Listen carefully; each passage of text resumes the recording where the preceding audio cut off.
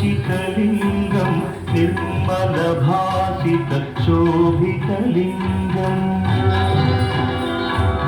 जन्मजदुःखविनाशकलिङ्गं तत्प्रणमामि सदा शिवलिङ्गम् देवमुनिप्रवरार्चितलिङ्गं कामदहन करुणाकरलिङ्गम् रावणदर्पविनाशकलिङ्गं तत्प्रणमामि सदा शिवलिङ्गम्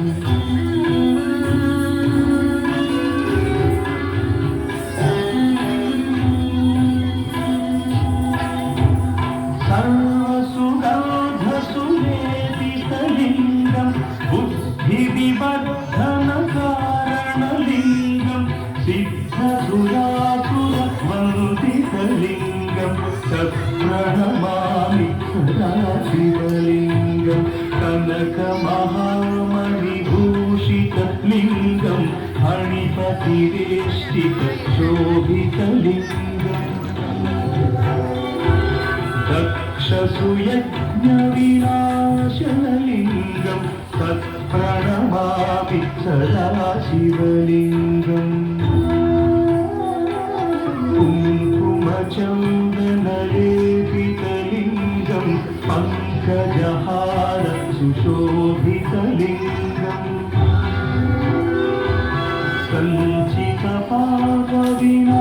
सञ्चितपापविनाशनलिङ्गं तत्प्रणमामि सदा शिवलिङ्गम्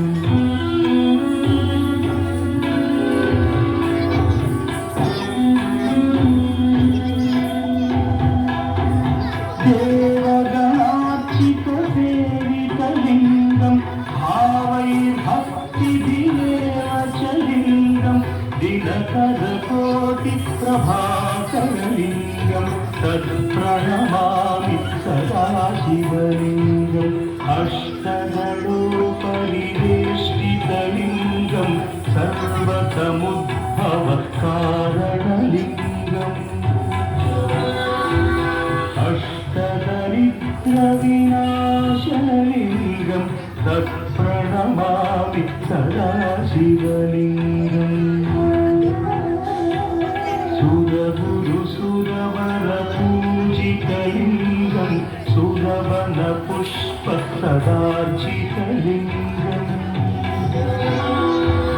परमपदं परमात्मकलिङ्गं तत्प्रणमामि सदा शिवलिङ्गम् लिङ्गाष्टकमिदं पुण्यं यः पठेत् शिवसन्निधौ शिवलोकमवाप्नोति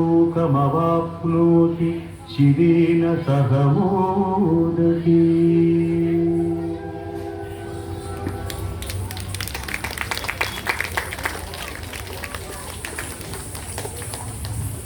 ధన్యవాదాలండి. తర్వాత అంశంలో భారతీదేవి స్తుతి మీ ముందు చిన్నారని